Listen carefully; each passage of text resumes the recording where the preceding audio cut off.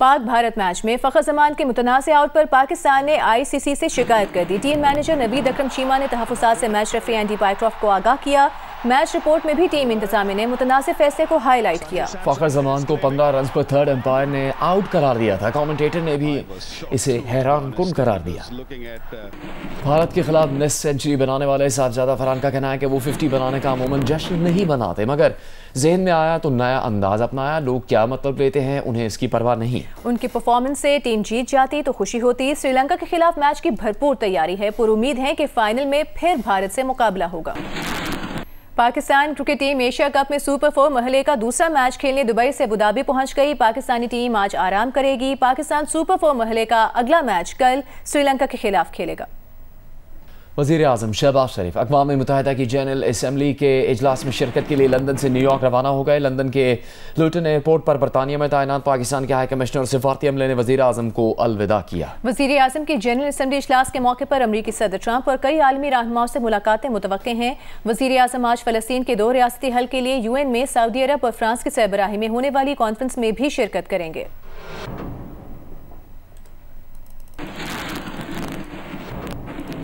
Saudi अरब ने बरतानिया, Australia और कनाडा की जानिब से फ़लस्तीन को रियासत तस्लीम करने का खैर मकदम किया है। सऊदी वज़ारत ख़ारिजा ने कहा है कि तवक्को है मज़ीद ममालिक भी फ़लस्तीन को तस्लीम करेंगे।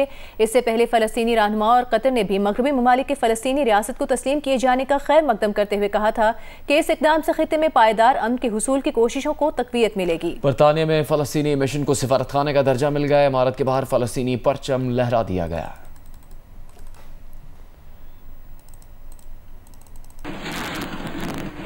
बानी PTI और बुशरा बीबी के खिलाफ तोशाखाना 2 केस में आखिरी 2 गवाहों के बयान भी रिकॉर्ड कर लिए गए। इस्तिग़ासा ने अपनी कार्रवाई मुकम्मल कर ली। गवाहों पर वकील सफाई 24 सितंबर को जरा करेंगे। तोशाखाना 2 केस में मजमूई तौर पर 20 गवाहों के बयान रिकॉर्ड और 18 पर जरा मुकम्मल कर ली गई है। बानी PTI और बुशरा बीबी को कमरे अदालत में पेश किया गया। बानी PTI की तीनों बहनें भी अदालत में मौजूद थी। मजीद समाअत 24 सितंबर तक मुलतवी कर दी गई।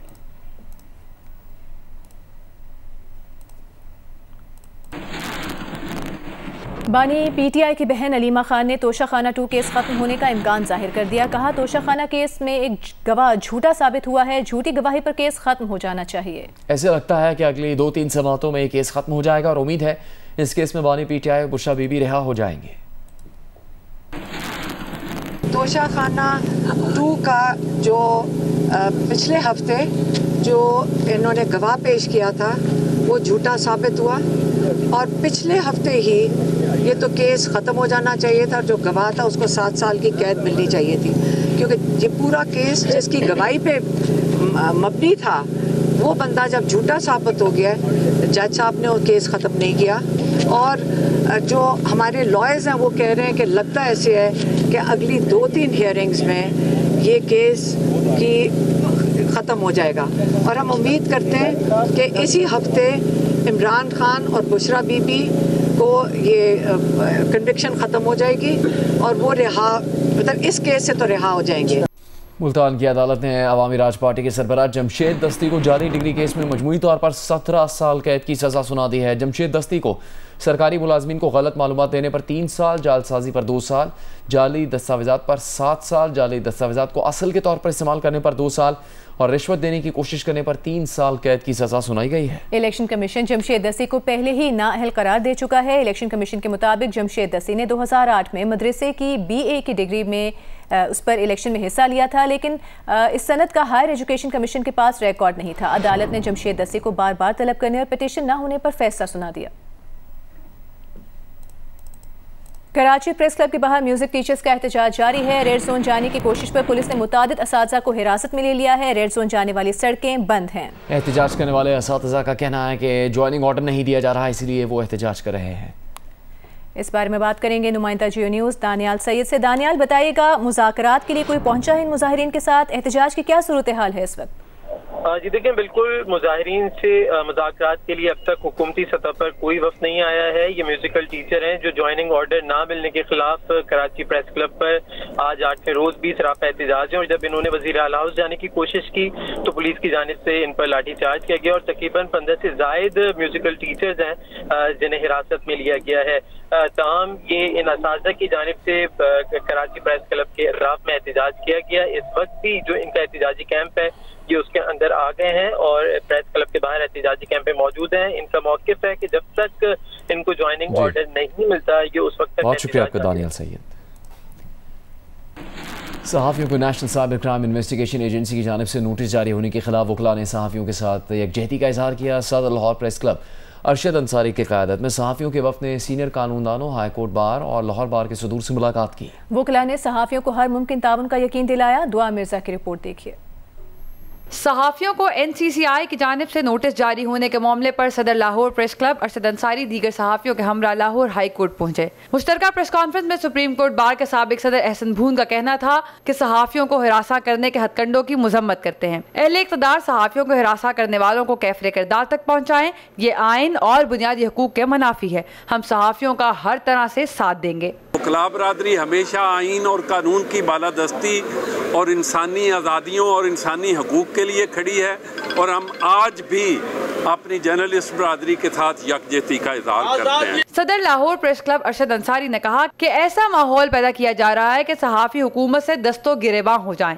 मुझ समेत हमारे 6 सहाफ़ियों पर NCCI ने नोटिस जारी किए। अब तक 40 सहाफ़ियों पर मुकदमात दर्ज हो चुके हैं। ये जो ड्रैकोनियन लॉ है पेका एक्ट 2025, इसमें जो तरमीम की गई, ये सारी की सारी, हमें तो ये कहा गया था कि ये यूट्यूबर्स के लिए की गई, लेकिन तो ये तो सहाफ़ियों के लिए की।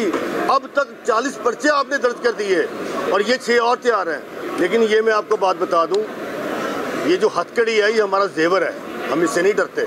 सदर Lahore high court bar Asif निस्वाना ने कहा कि NCCI की जानिब से सहाफ़ियों को जारी किए गए नोटिस की शदीद मजम्मत करते हैं।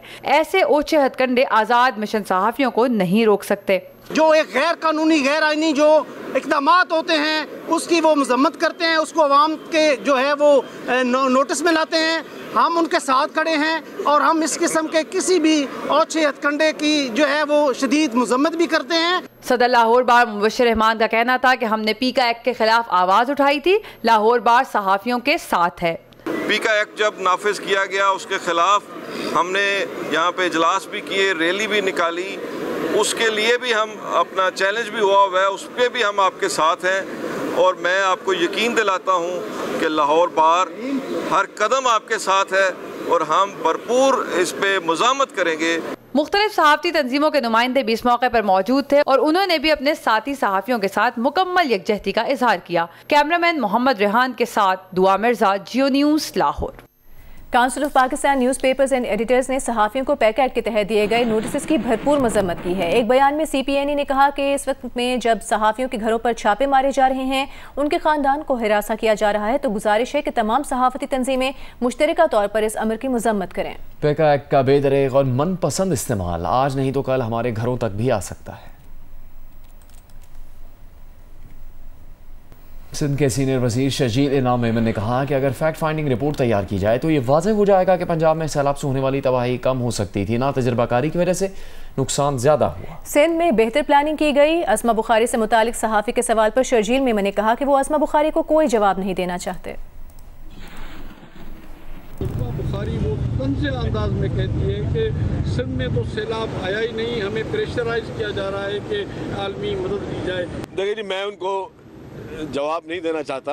मैं नहीं समझता कि वो उनको कोई जवाब दिया जा सकता है। बात यह है कि इस वक्त अगर कोई फैक्ट फाइंडिंग रिपोर्ट बने पंजाब के सैलाबों की ना, तो पता चल जाएगा कि पंजाब में इससे कम तबाही हो सकती थी, जो कि अगेन ना तजुर्बेकारी की वजह से तबाही का जो दायरा है वो वसी हो गया। अगर अच्छी प्लानिंग करते तो आप बेहतर करते। सिंध में अच्छी प्लानिंग की, सिंध में इरिगेशन डिपार्टमेंट ने अच्छी प्लानिंग की। आपने देखा चीफ मिनिस्टर साहब खुद मॉनिटरिंग कर रहे थे, मॉनिटरिंग सेल्स बने, गवर्नमेंट की एक नुमाइंदा वो मौजूद, आज भी मॉनिटरिंग सेल वो कायम है। तो अल्हम्दुलिल्लाह बचत की गई। मैं ये नहीं बोला कि 100% बचत हो सकती थी, मैं भी कोई गलत बात नहीं करूँगा। पंजाब में ज़्यादा पानी ज़्यादा आया था, लेकिन बेहतर प्लानिंग से और अगर इरिगेशन को लीड दी जाती तो जो है सब बेहतर हो सकती। पंजाब की वज़ीर इत्तलात अस्मा बुखारी का कहना है कि मरीम नवाज की बरवक्त प्लानिंग से सैलाब में लाखों जानें बचाई गईं। पंजाब में गंदम की कोई कमी नहीं, वाफिर मिकदार में मौजूद है। एक जमात ने मुसलसल हुकूमत के बाद सिंध को ज़माना कदीम का इलाका बना दिया है। शर्जील मेमन को जितनी वफाक और पंजाब की फिक्र है, काश उतनी सिंध की होती। बिलावल भुट्टो मरीम नवाज की तारीफ कर रहे हैं, क्या शर्जील मेमन उनको नहीं मानते?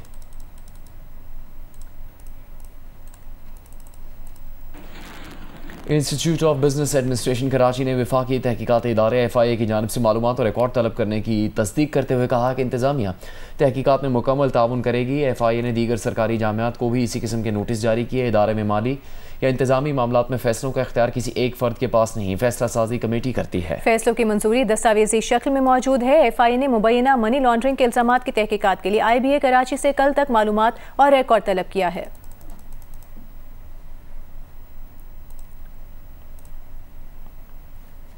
O लेवल्स और A लेवल्स में आलमी रिकॉर्ड बनाने वाली महानूर चीमा पाकिस्तान वापस पहुंच गई हैं। आबाई शहर गुजरावाला पहुंचने पर महानूर चीमा का शानदार इस्तकबाल किया गया।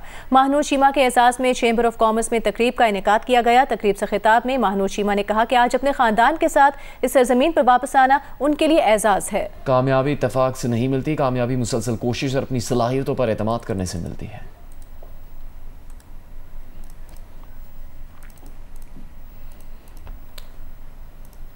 सिंध के 14 अजला की 28 नशस्तों पर ज़िमनी बल्दियाती इंतखाबात 24 सितंबर को होंगे। कराची के भी 3 अजला में ज़िमनी बल्दियाती इंतखाबात के लिए वोट डाले जाएंगे। मुतल्लिक़ा अजला के हलकों में बुध 24 सितंबर को तातील होगी। सिंध हुकूमत ने नोटिफिकेशन जारी कर दिया।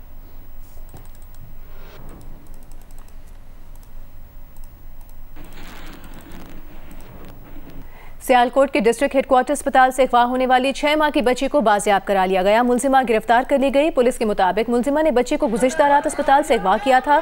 चंद घंटे के बाद बच्ची को बाजियाब करवा लिया गया। बच्ची की वालिदा किसी मरीज के साथ अस्पताल में थी।